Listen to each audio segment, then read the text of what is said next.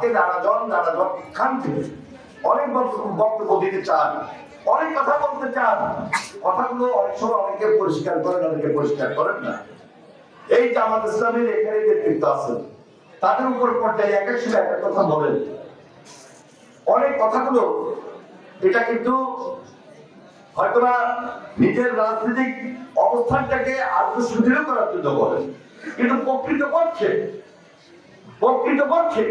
আমরা সবাই কিন্তু ফ্যাসিবাদের বিরুদ্ধে লড়াই করেছি। গুমের শিকার হয়েছে, খুনের শিকার হয়েছে, অত্যাচার হয়েছে, নির্যাতন হয়েছে, জেল গেছে, একসঙ্গে ছিলাম। এই যে ওনাদের ডাক্তার শফিকুল্লাহ সাহেব একসঙ্গে জেলেছিলাম,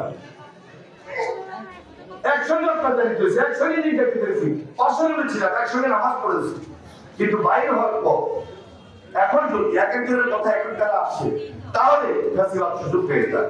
এই জন্য ফ্যাসিবাদ যেন কোনো সুযোগ না পায়, ঐক্যের মধ্যে কোনো ফাটল না বানাতে পারে, সেই দিকে জামাত ইসলামের যেমন দায়িত্ব আছে, আমাদের দায়িত্ব আছে।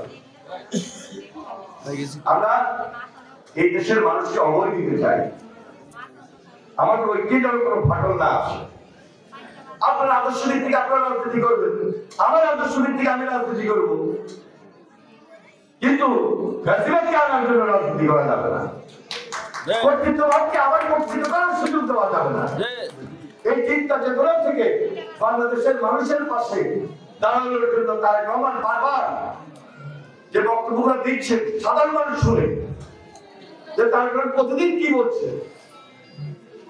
তারেক রহমান তো শুধু বিএনপি নেতৃত্ব দেওয়ার জন্য, বিএনপিকে ক্ষমতা দেওয়ার জন্য সেই দীর্ঘ দিন থেকে, বিশেষ করে 2018 পর থেকে লন্ডনে বসে দলের জন্য এককভাবে রাজনীতি করেন, দেশের পক্ষে জনগণের জন্য রাজনীতি করেছেন, সকল দলকে একত্রিত করেছেন, সকল মানুষকে একত্রিত করেছেন।